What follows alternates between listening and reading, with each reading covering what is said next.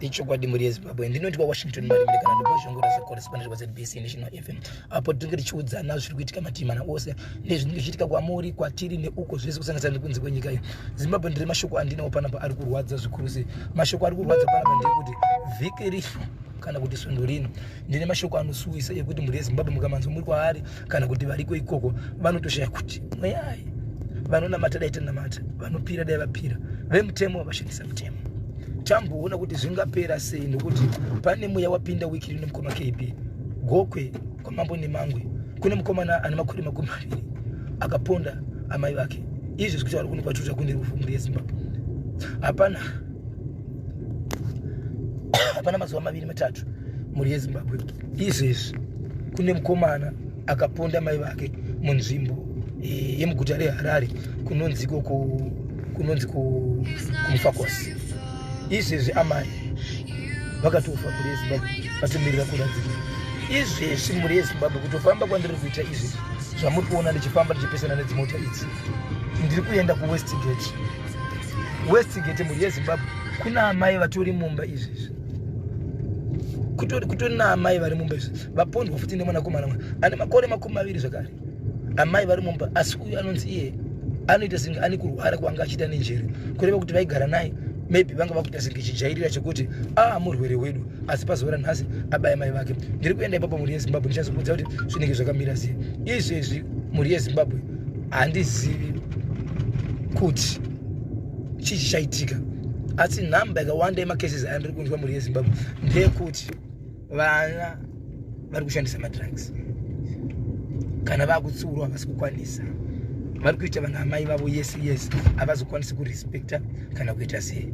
Muri yeZimbabwe ndangoti ndikuzivisei zvimwe zvezvimwe zviri kuitika. Saka izvezvi ndiri kuenda zvangu mukati menzvimbo yeWestgate tinoona kuti chichaitika zvakawanda sizvo ndichaona ipapo ndichakuzivisai muri yeZimbabwe kuti tigokwanisa kubatsirana nekudzidzisana kuti kana tasvika panguva yakadaiwo tichigara nemunhu akadai so vanorwara nenjere vanogara kupi, vanofanira kugara nani, vanofanira kuti vaitwe sei, vanoita zvemadrugs vanofanira kugara kupi, vanofanira kugara nani, vanofanira kuitwa sei.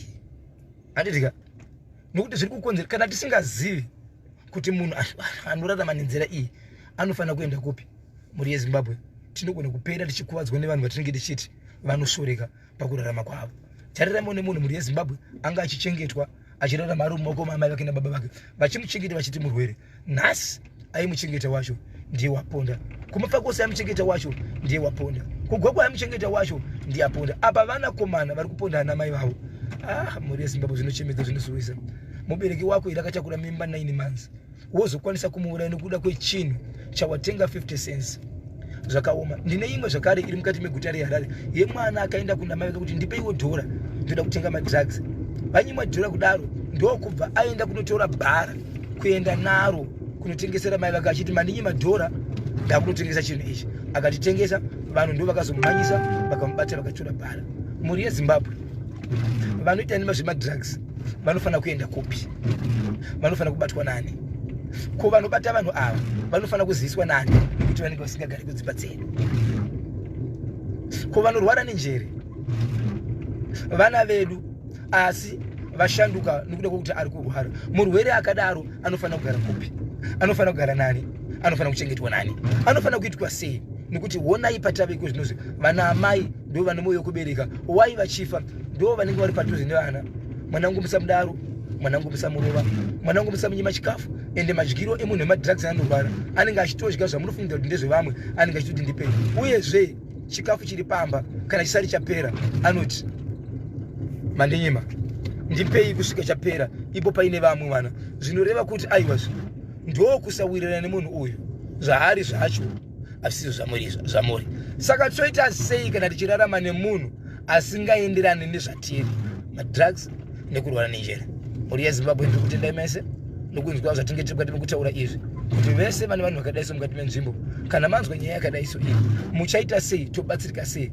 Iko zvinonzi dzingori nhamo angori mariro. Kana ndisati ndakanganisa muri yeZimbabwe madzimai ese hapana ati avigwa achiri matsamba ari kufambirwa. Muri yeZimbabwe wepaMufakosi akatobva abata zvakabaya zvakare nemwana ane 4 years, kubaya nemwana womukoma wake zvakare, kureva kuti ari kuti ahana munhu waari kuda kuona, iye ndiye munhu chete. Asi achipedza kuvauraya anoda kuti chikafu chinobva kumba chichitsvagwa nevanhu ivavo. Mhuri yeZimbabwe, ndangoti ndikokuzivisai zvimwe zvezvimwe zviri kuitika. Kana ndasvika panzvimbo mhuri yeZimbabwe ndichakuzivisai kubudikidza ndichizvitaura kubudikidza neFacebook page yedu kuti zviite sei, nyika tizivisane zviri kuitika. Donzvo riri kuzivisana apa mhuri yeZimbabwe nderekuti kana kweduwo kune munhu akadaro tinoita sei? Kana kwedu kune munhu akadaro tinoita sei? Vagari vemunzvimbo dzinoita zvemadrugs makasununguka kuti mutaurire mapurisa vazive zviri kuitika. Chikonzero mukazvirera munenge muchirera rufu, ndiro rufu rinozouya kwamuri. Tatenda mhuri yeZimbabwe, ndingati kufamba nenyu.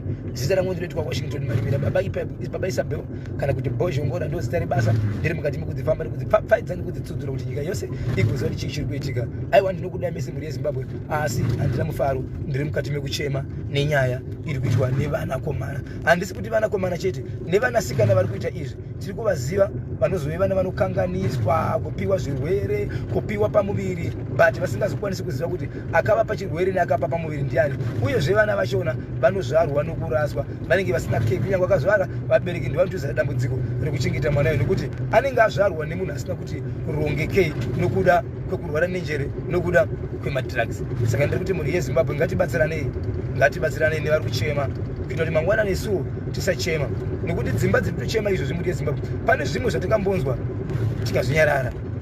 Nhasi kuona izvi zviri kuitika, ndinotenda mukoma wangu, ndinotenda mhuri yeZimbabwe, ndinotenda vanasisi vangu, ndinotenda vanamai vangu. Aiwa, I love you so much, ndinokudai mese.